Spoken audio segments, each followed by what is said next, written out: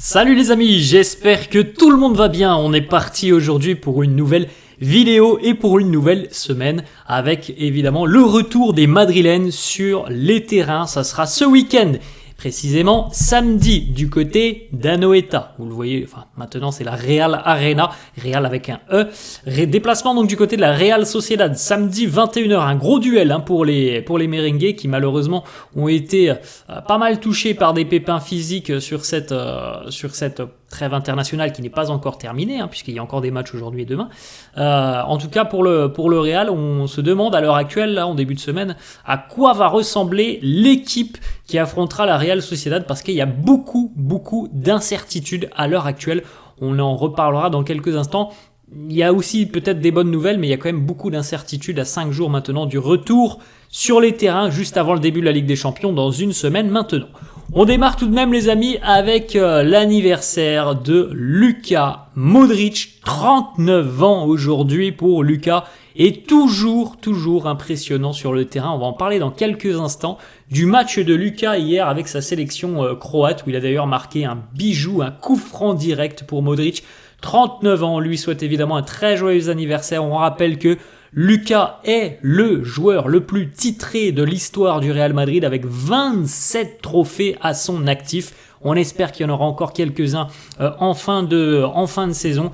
Luka du côté du Real, c'est 539 matchs, 39 buts, 86 passes décisives, 6 titres en Ligue des Champions, 5 mondiales des clubs, 5 Supercoupes d'Espagne, 5 Supercoupes d'Europe, 4 titres de champion d'Espagne, 2 Coupes du Roi.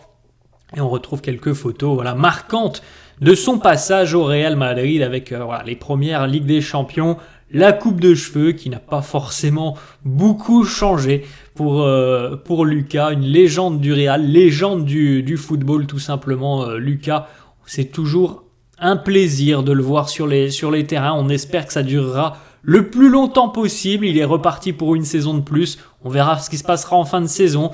On sait que 39 ans quand même au plus haut niveau, c'est quelque chose de rarissime. Seuls les très grands et ceux qui prennent soin de leur corps en sont capables, comme Luka, comme Cristiano. On a aussi une autre date, les amis. On va reparler de Luka Modric dans quelques instants. Autre date, c'était il y a 19 ans. Un jeune espoir espagnol nommé Sergio Ramos s'était présenté au Bernabéu 2 décennies plus tard. Celui qui est devenu un des tout meilleurs défenseurs de l'histoire affiche des statistiques inégalables à son poste.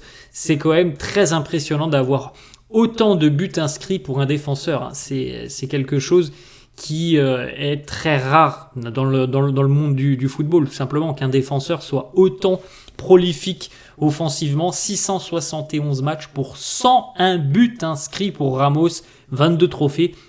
Vous vous rendez compte quand même qu'il y a peut-être des attaquants qui ne marquent même pas 100 buts dans leur carrière.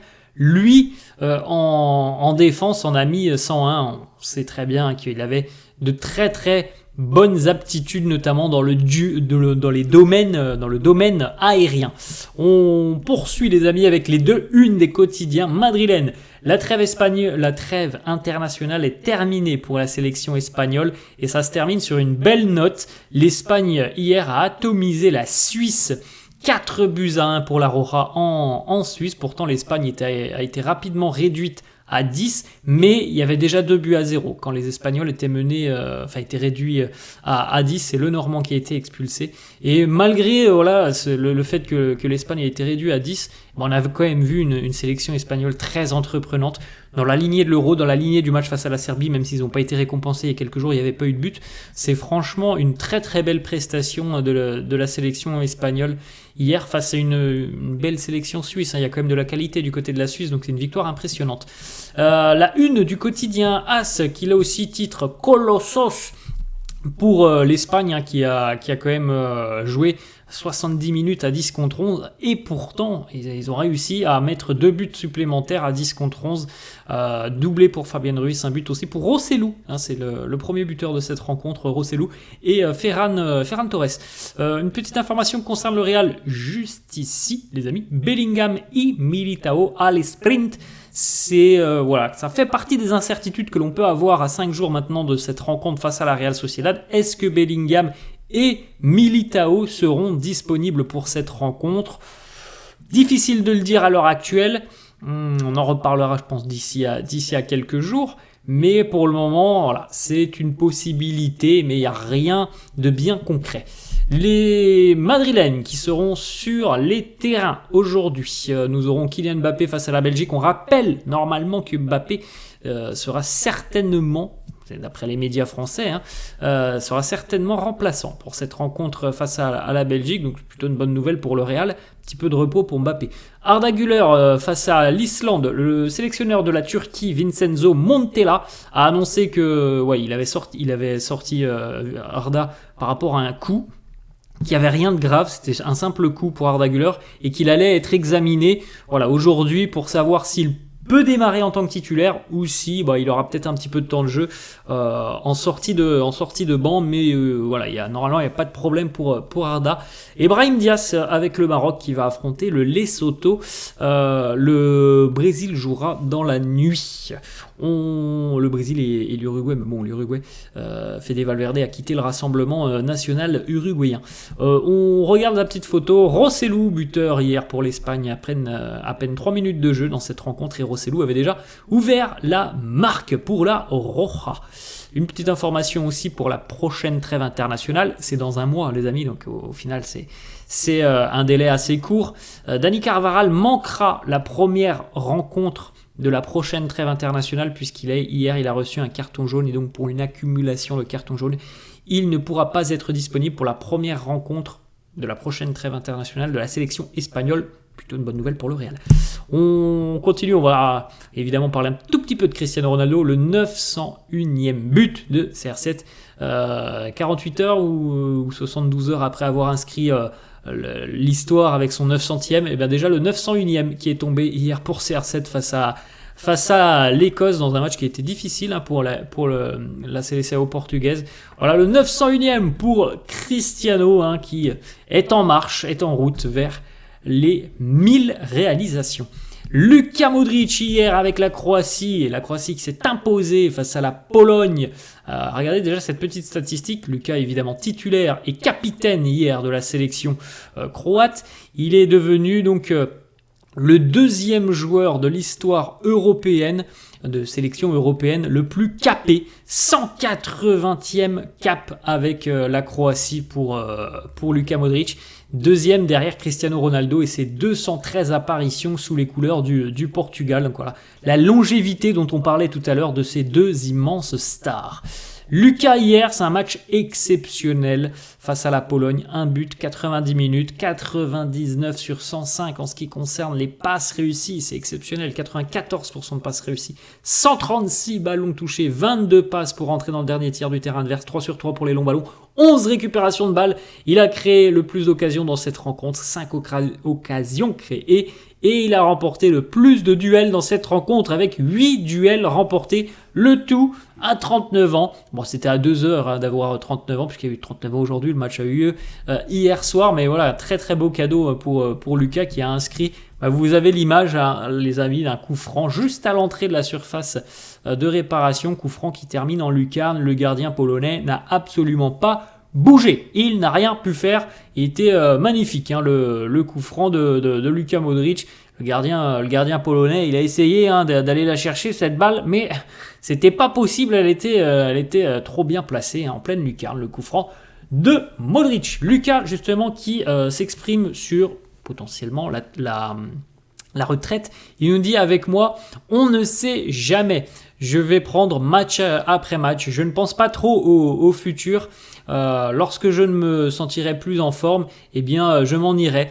Tout ce que je peux dire, c'est que je n'ai pas encore pris de décision. Une petite information les amis sur Eder Militao. Le Real a communiqué sur les réseaux sociaux, sur le site officiel du club aussi, sur la blessure d'Eder Militao.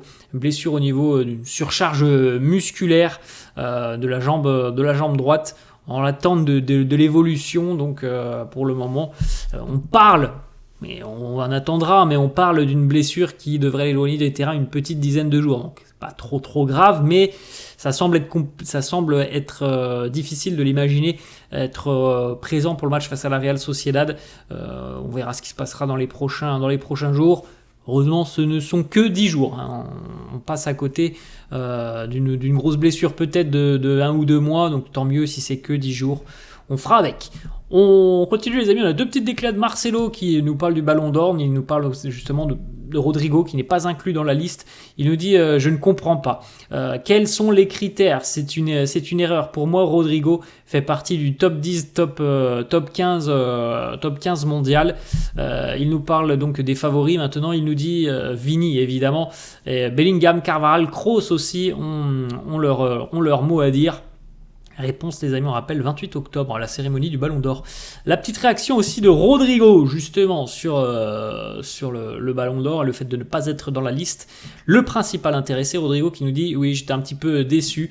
Je pense que je méritais d'être présent dans la liste. Je ne veux pas critiquer les joueurs qui sont là, mais je pense que j'ai ma place dans cette liste des 30. Donc oui, c'était quelque chose de très surprenant. Mais bon, c'est comme ça. Je ne suis pas celui qui décide de ces choses. Voilà, on l'avait senti évidemment un petit peu de frustration chez Rodrigo. On peut le comprendre évidemment. Je pense que oui, il méritait quand même d'être présent dans la liste finale des 30 nommés. Une autre information du quotidien AS, donc qui évoque là les incertitudes que l'on peut avoir avant ce match face à la Real Sociedad. Bellingham, Arda Güler, Tchouaméni, Mendy et Militao peuvent potentiellement tous être appelés pour le match face à la Real. Ce sont toutes les incertitudes que l'on peut avoir. Il y a beaucoup de points d'interrogation sur des joueurs qui sont en phase de retour, d'autres qui viennent d'être touchés, qui ont reçu de mauvais coups comme Arda Güler. Donc voilà, il y a beaucoup d'incertitudes, beaucoup de questionnements et ça va pas être simple pour Carlo de composer un 11 pour ce déplacement périlleux. On a une petite information selon José Félix Diaz. Beaucoup pensent que Jesus Valiero n'aura même pas la possibilité de jouer. Selon José Félix Diaz, tout indique que Asensio, donc le défenseur Asensio de la Castilla, non pas Marcos Asensio, mais le défenseur de la Castilla serait devant dans la hiérarchie des considérations de Carlo Ancelotti. Donc voilà, on verra bien. On a vu aussi peut-être Carvajal qui sera utilisé en charnière. On ne sait pas si Militao sera disponible. Donc, voilà, c'est vrai qu'il y a énormément de questions. Reprise de l'entraînement demain, les amis. Donc là aussi, on aura peut-être un petit ressenti sur les présences, ceux qui sont absents. Voilà, pour le moment il n'y a pas d'entraînement, ça fait 5 jours évidemment que tout le monde est au repos. On poursuit les amis avec le petit communiqué du Real qui soutient Isco. Malheureusement une blessure assez sérieuse pour Isco. Le Real a communiqué sur son site officiel pour apporter tout son soutien à Isco, qui a d'ailleurs répondu sur les réseaux sociaux. Très sympa Isco comme d'habitude, et puis il a toujours l'amour du Real avec ses 2 petits émoticônes. On termine là-dessus, c'est la fin les amis de cette vidéo. J'espère que ça vous a plu. N'hésitez pas comme d'habitude à lâcher un petit pouce bleu, n'hésitez pas non plus à vous abonner à la chaîne. Je vous laisse et je vous dis à la prochaine. Ciao.